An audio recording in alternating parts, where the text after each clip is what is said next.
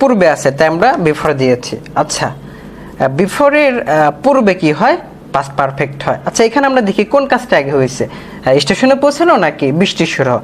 বৃষ্টি শুরু হওয়ার পূর্বে, অর্থাৎ বৃষ্টি শুরু হওয়ার আগে আমরা স্টেশনে পৌঁছালাম, তার মানে স্টেশনে আমরা আগে পৌঁছেছি বৃষ্টি শুরু হওয়ার আগে, তার মানে এই সাইডটা হবে কি পাস্ট পারফেক্ট। আমি বলেছি যে বিফোরের পূর্বে পাস্ট পারফেক্ট হবে, অর্থাৎ এইটি আমাদের আগে চলে যাবে। তাহলে কি হবে হচ্ছে আমরা স্টেশনে পৌঁছালাম, হবে we had reached the station।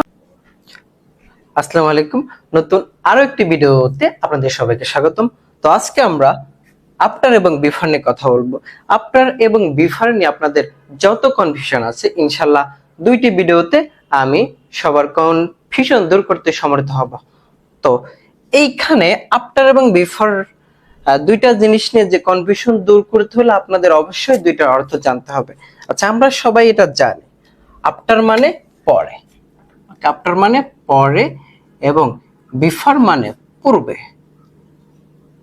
আপনি যদি আফটার মানে পরে এটা জানেন এবং বিফোর মানে পূর্বে, এই দুইটা মিনিং জানেন, তাহলে আপনি অবশ্যই আপনাকে বিশ্বাস করতে হবে আপনি এই আফটার এবং বিফোর নিয়ে সব কনফিউশন দূর হবে। কিভাবে? এই দেখেন, আফটার মানে পরে, আফটার মানে পরে, অর্থাৎ আফটার মানে পরে, এই জন্য আফটারের পরে সবসময় কি হবে? পাস্ট পারফেক্ট হবে। আর বিফোর মানে পূর্বে, অর্থাৎ আগে, অর্থাৎ বিফোর মানে হচ্ছে পূর্বে অথবা আগে, বিফোরের আগে সবসময় কি হবে? Past perfect. আচ্ছা, আমি আবার বলি, আফটার মানে পরে, আফটারের পরে হবে পাস্ট পারফেক্ট, বিফোর মানে পূর্বে, বিফোরের পূর্বে হবে পাস্ট পারফেক্ট।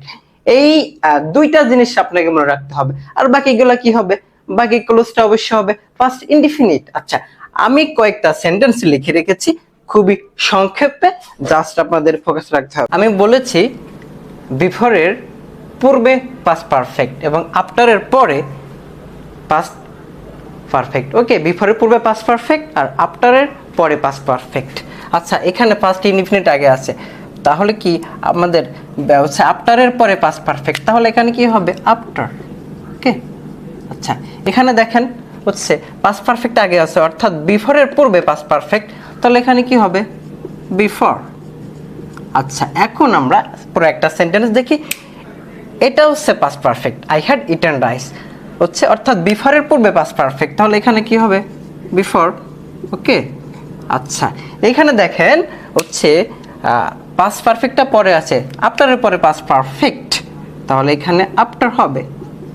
আচ্ছা, এখন আমাদের আরেকটা কনফিউশন দূর করতে হবে। আমরা অনেকেই বাংলা থেকে ইংরেজি অথবা ইংরেজি থেকে বাংলা যখন ট্রান্সলেশন করি তখন সমস্যা হয়। এই বাংলা থেকে ইংরেজি করার সময় আপনাদের একটা জিনিস খেয়াল রাখতে হবে, কোন কাজটি আগে হচ্ছে। যে কাজটি তুলনামূলকভাবে আগে হবে সে কাজটি কি হবে? Past perfect.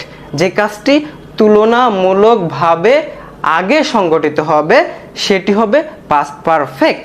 আচ্ছা, এখন আমরা এখানে দেখি, এখানে পরে আছে, আমরা এর জন্য কোনটা কনজাংশন নিতে পারি? হচ্ছে আফটার। আচ্ছা, এখানে আছে পূর্বে, তাহলে এখানে আমরা কি নিব? আমরা নিব হচ্ছে বিফোর। আচ্ছা, এখন হচ্ছে আমাদের এখানে খেয়াল রাখতে হবে, আমরা স্টেশনে পৌঁছানোর পরে বৃষ্টি শুরু হলো, অর্থাৎ আমরা স্টেশনে আগে পৌঁছালাম। ওকে, স্টেশনে পৌঁছানোর পরে বৃষ্টি শুরু হলো, বৃষ্টিটা পরে শুরু হয়েছে, আমরা স্টেশনে আগে পৌঁছেছি, তাহলে আফটারের পরে কি হবে? আফটারের পরে হবে পাস্ট পারফেক্ট, অর্থাৎ এখন আফটারের পরে যেহেতু পাস্ট পারফেক্ট হবে, তার মানে এই কাজটা আগে হয়েছে, এটা আগে হয়েছে, তাই এটি পাস্ট পারফেক্ট হবে। আচ্ছা, তাহলে কি হবে? We had reached the station, the station। আচ্ছা, তাহলে কি বাকি অংশেই যেটা পরে হয়েছে তাহলে এটা পাস্ট ইনডিফিনিট হবে, তাহলে কি হবে? দ্য রেইন, এটা হবে past indefinite, the rain started.